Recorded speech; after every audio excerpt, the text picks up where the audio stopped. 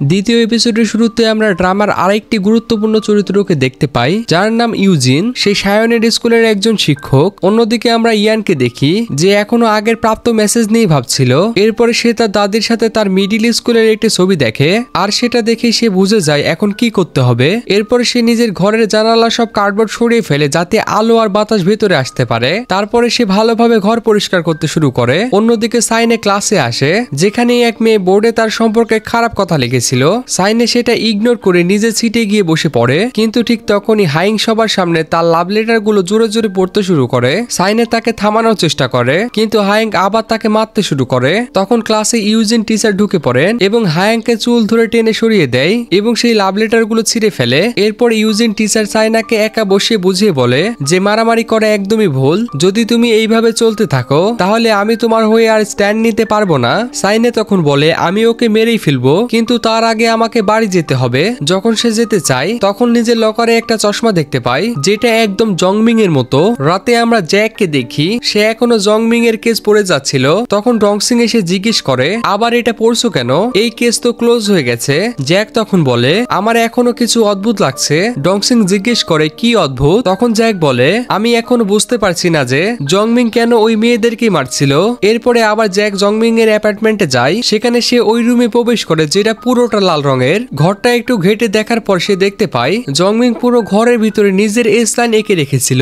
এটা দেখে তার খুব অদ্ভুত লাগে। অন্যদিকে আমরা সায়নাকে দেখি, যে আয়নার সামনে দাঁড়িয়ে সে চশমাটা পরে। চশমাটা পরার পরে সে দেখে নিজের মাথার উপরে একটি এস লাইন আছে। সে সেটি ছোঁয়ার চেষ্টা করে, কিন্তু ছুঁতে পারে না। ঠিক তখনই জেক বাসায় আসে, আর তার মাথায় অসংখ্য এস লাইন দেখে সাইনে চিৎকার করে বাসা থেকে বেরিয়ে যায়। বাইরে এসে সে আকাশের দিকে তাকিয়ে থাকে, আর হান এটা লক্ষ্য করে। এরপর সাইনে এমন এক জায়গায় চলে আসে যেখানে সে চারপাশে সব মানুষের মাথার উপরেই কিন্তু এস লাইন দেখতে পায়, আর তাদের দিকে সম্ভবত সে বুঝে যায় এই লাইনের আসল মানে কি। পরের দিন জ্যাক আবার সাইনাকে স্কুলে পৌঁছে দিতে চায়, কিন্তু তার মাথার উপরে এতগুলো এস লাইন দেখে সাইনে তাকে একেবারে ওয়াইটলেস বলে চলে যায়। এরপর সাইনে যখন স্কুলে আসে তখন চশমার জন্য সে অনেক খুশি ছিল, কারণ এখন সে শিক্ষক ও ছাত্রছাত্রী সবার মাথার উপরে এস লাইন দেখতে পারছিল। কিন্তু ইউজিন টিচারের মাথায় সে কোনো এস লাইন দেখতে পায় না। এটা দেখে সাইনে নিজের মনেই ভাবে মানে ইউজিন টিচারের এখন পর্যন্ত কারোর সঙ্গে কোনো সম্পর্কই হয়নি। ঠিক তখনই তার চোখ পড়ে যায় হাইং এর দিকে। সাইনে হাইনের মাথায় দুইটি এস লাইন দেখতে পায়। তো একটা এস লাইন অতীতে কোথাও সংযুক্ত হচ্ছে। সে ওই লাইনগুলো অনুসরণ করে দেখে যে এটি এক শিক্ষকের সঙ্গে সংযুক্ত। এটা দেখে সাইনে খুব বেশি খুশি হয়। এরপরে ক্লাসরুমের দৃশ্য দেখা যায়, যেখানে ইউজিন এক ছাত্রছাত্রীর পরিচয় করিয়ে দিচ্ছে, যিনি কেউ নয় বরং হান নিজেই। ইউজিন সবাইকে হানকে পরিচয় করাতে বলে, কিন্তু হান এক কথা বলতে পারে না, তাই ইউজিন তাকে আসনে বসতে বলে। অন্যদিকে জ্যাককে দেখা যায়, সে জংমিং এর ছবি দেখছে এবং ছবিতে তার চশমাটাও লক্ষ্য করে। এরপরে সে জংমিং এর জিনিসপত্রে সেই চশমাটি খুঁজতে থাকে, কিন্তু পায় না। পরবর্তী দৃশ্যে জ্যাক সায়নের স্কুলে সে টিচার রুমে ইউজিনকে পায়। সে নিজের নাম জানিয়ে দেয়, আর ইউজিন তাকে বলে তুমি কি সায়নের বাবা? তোমাকে তো অনেক যুবক দেখাচ্ছে। জ্যাক উত্তর দেয় না, আমি তার বাবা না, আমি তার চাচা। তারপরে সে বলে আমি এখানে সায়নের জন্য নয়, একটি হত্যাকাণ্ডের তদন্তের জন্য এসেছি। তুমি কি জংমিং কে চিনো? তিনিও এখানে শিক্ষক ছিলেন, হয়তো একটু অদ্ভুত শোনাবে, কিন্তু তিনি কি চশমা পরতেন? তখন ইউজিন বলে আমি তাকে চশমা পরে কখনোই দেখিনি। এদিকে টেরাসে হায়াং সায়নাকে থাপ্পড় মারতে থাকে, যার ফলে সায়নের চশমাটা নিচে পড়ে যায়। সাইনে চশমাটা তুলে আবার পরে ফেলে। হায়ান যখন আবার থাপ্পড় মারতে যায়, সাইনে তার হাত ধরে বলে আমার কাছে তোমাকে দেওয়ার মতো কোনো কিছুই নেই, তাই আমাকে বিরক্ত করা বন্ধ করো। হায়াং প্রশ্ন করে তোর ভিতরে কোনো লজ্জা আছে? সাইনে বলে লজ্জা তো তোমার হওয়া উচিত। হায়ান বলে আমাকে লজ্জিত কেন হতে হবে? আর তারপর সে শক্ত একটা কিক মারে, কিন্তু ঠিক তখনই হান এসে তাকে থামায়। হায়াং বলে তোমরা কি একই টিমে আছো নাকি? এরপর সে হানকে ছাদ থেকে ফেলে দেওয়ার চেষ্টা করে, কিন্তু হান তার টাই ধরে ফেলে এবং বলে চলো একসাথে ঝাঁপ দিই। কারণ হান জানতো সে যদি ছাদ থেকে পড়ে যায় তাহলে তার কিছুই হবে না, কিন্তু হায়াং পড়ে যাওয়ার সাথে সাথে সে মারা যাবে। তখন হায়ান ভয়ে কেঁপে উঠে বলে আমাকে ছেড়ে দাও, তুমি পাগল নাকি? এরপরে হান হায়াংকে বলে আমাকে প্রমিস করো তুমি আমাদের দুজনকে আর বিরক্ত করবে না। আর হায়াংকে কিন্তু হ্যাঁ বলে, আর হান তাকে ছেড়ে দেয়। আর এরপরে হায়াং রেগে গিয়ে হানকে পাগল বলে সেখান থেকে চলে যায়। এরপরে সাইনে হানকে বলে তোমাকে কে বলেছিল আমাদের মাঝখানে আসতে? পরের বার আমার ব্যাপারে নাক গলাবে না। এই বলে সে হানকে বলে তার সঙ্গে নিচে নামতে। অন্যদিকে জ্যাক যখন স্কুল থেকে বেরোচ্ছিল, ইউজিন তাকে বলে সাইনের ক্লাস শেষ হতে চলেছে, তুমি ওর সঙ্গে দেখা করে যেও। তখন জ্যাক বলে যদি ও জানতে পারে আমি এসেছিলাম তাহলে খুব রেগে যাবে। এই বলে সে চলে যেতে থাকে, কিন্তু তখনই সাইনে তাকে দেখতে পায় এবং নিজে নিজেই বলে ও এখানে কেন এসেছিল। পরবর্তী দৃশ্যে দেখা যায় জ্যাক একটা বারে গিয়ে বারটেন্ডারকে জংমিনের ছবি দেখিয়ে বলছে আমি শুনে শুনেছি এই লোকটা এখানে প্রায়ই আসতো, দেখো তো চিনতে পারো কিনা। বারটেন্ডার বলে হ্যাঁ, ও আমাদের নিয়মিত কাস্টমার ছিল, আর এই লোকটা সবসময় নিজের সাথে কথা বলতো, মানুষদের দেখে সংখ্যা গুনতো। আমি ভেবেছিলাম এই লোকটা হয়তো সবসময় নেশায় থাকতো, কিন্তু যাওয়ার সময় দেখতাম একদমই মাতাল না। আর হ্যাঁ, ও সবসময় কিন্তু একটা চশমা পরে থাকতো। আর জ্যাক কিন্তু এইসব কথা সব ডায়েরিতে লিখে নেয়। আর অন্যদিকে সাইনে হায়াংকে অনুসরণ করছে এবং দেখে সে এক মডেল স্টুডিওর সামনে এক শিক্ষকের সঙ্গে দেখা করছে। সাইনে তাদের ছবি তুলে হায়াংকে পাঠিয়ে দেয়, কিন্তু হায়াংকে এতে কিছু যায় আসে না, বরং সে সাইনাকে মেসেজ করে তুমি কতটা বোকা জানো, যদি এই ব্যাপারটা প্রকাশ পায় তাহলে দোষ শুধু টিচারেরই হবে, আমার কিছু যায় আসে না। পরের দিন সাইনে ওই ছবিটি টিচারকে পাঠিয়ে ব্ল্যাকমেল করে এবং বলে আমার 20 মিলিয়ন ওন দরকার। আর ছবিটি দেখেই কিন্তু টিচার ভয় পেয়ে যায়। এরপরে হান আর সাইনে একসাথে স্কুলে আসছিল। সাইনে হানকে জিজ্ঞেস করে নতুন ফ্ল্যাটের ডিপোজিটের জন্য 20 মিলিয়ন ওন কি যথেষ্ট হবে? তখন হান অবাক হয়ে জিজ্ঞেস করে তুমি কি কোথাও চলে যাচ্ছ?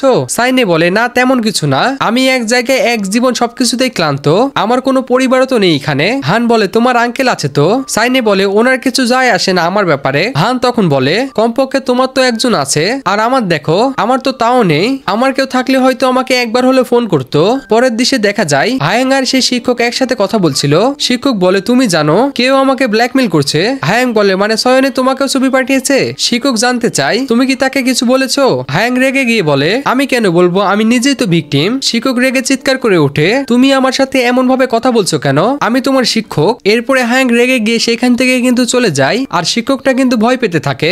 এরপরে আমরা দেখি শাইনি সেই রহস্যময় চশমার সাহায্যে নতুন বন্ধু তৈরি করছে, আর ওকে এসব করতে কিন্তু হান দেখে ফেলে। এরপরে তাদের দুজনকে আমরা রেস্ট রুমে দেখতে পাই। সাইনি রেস্ট রুমে চশমাটা রেখে তার মেকআপ ঠিক করছিল, আর সেই সময় কিন্তু পাশে রাখা চশমাটা হান তুলে নেয়। হান জিজ্ঞেস করে তুমি তো আগে কোনো চশমা পরতে না? তখন সাইনি বলে হ্যাঁ, এখন একটু চোখে কম দেখি, এই কারণে চশমা পরা শুরু করেছি। হান জিজ্ঞেস করে এই চশমাটি পরে কি তুমি রেড লাইন গুলো দেখতে পাও? সাইনি অবাক হয়ে জিজ্ঞেস করে মানে তুমি ওইগুলো দেখতে পাও? হান মাথা নেড়ে হ্যাঁ বলে। সাইনি তখন চমকে জিজ্ঞেস করে আমার মাথার উপরে এখন কতগুলো লাইন আছে বলতে পারবে? হান উত্তর দেয় শুধুমাত্র একটা রয়েছে। সাইনি তখন বিশ্বাস করে নেয় যে হান সত্যি এগুলো দেখতে পায়। এরপরে হান জিজ্ঞেস করে এই চশমাটা তুমি কোথায় পেলে? তখন সাইনি বলে আমার লকার থেকে। এরপরে সাইনি হানের কাছে থেকে চশমাটা ফেরত চাইলে হান জানায় আমি তোমাকে এটা দিব না, কারণ এটা অনেক বিপজ্জনক, তোমার পাশের বাড়ির লোকটাও এই চশমা পরে এস লাইন দেখতো, আর সে কিন্তু মারা গেছে। তখন সাইনি অবাক হয়ে বলে এস লাইনের মানে? হান বলে হ্যাঁ, ওই রেড লাইন গুলোর নামই হচ্ছে এস লাইন। সাইনি বলে যাই হোক ওই চশমাটা আমার। এই বলে হানের হাত থেকে চশমাটা কেড়ে নেয়। এরপর দুজনে একসাথে বাড়ি ফিরে। হান একটু পিছনে থাকতে হঠাৎ সাইনি দাঁড়িয়ে বলে তুমি কি আমার এস লাইন দেখছো? হান মাথা নেড়ে বলে না।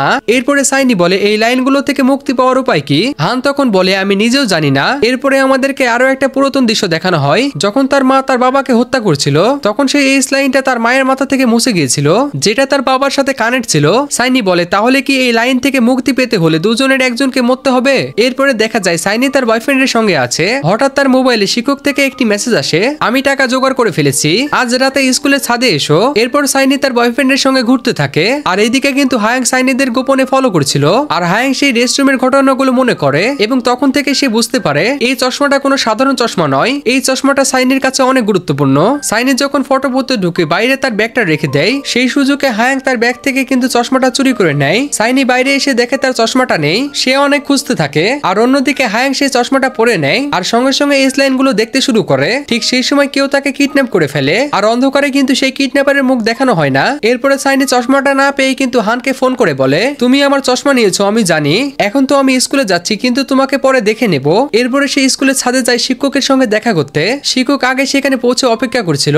সাইনি বলে আপনি বুঝলেন কি করে যে আমি আপনাকে ছবিটা পাঠিয়েছি? এরপরে সাইনি বলে ওহো, আপনাকে তো হাইঙ্গি বলেছে তাই না? এরপরে শিক্ষক বলে 20 মিলিয়ন ওন আমি একসাথে কোথা থেকে আনবো? আমার তো অত ইনকাম নেই, আর আমার একটা পরিবার আছে, ওদের দিকেও আমাকে দেখতে হয়। তখন সাইনি বলে আপনি তো জানতেন হায়াং আর বাকিরা আমাকে বুলিং করতো, কিন্তু আপনি সবসময় এড়িয়ে গেছেন। শিক্ষক তখন তার কাছে মাপ চেয়ে বলে সবার পক্ষ থেকে আমি দুঃখিত, ছবিগুলো এখন ডিলিট করে দাও, কাল আমি টাকা দিয়ে দেব। ঠিক তখনই তার ফোনে একটা মেসেজ আসে, তার স্ত্রী সেই ছবি পাঠিয়েছে, সঙ্গে লিখেছে এটা কি চলছে। আর ছবিটা দেখার সঙ্গে সঙ্গে শিক্ষক প্রচন্ড রেগে যায়। সে বলে তুমি আমার স্ত্রীকে আগে ছবি পাঠিয়ে দিয়েছো কেন?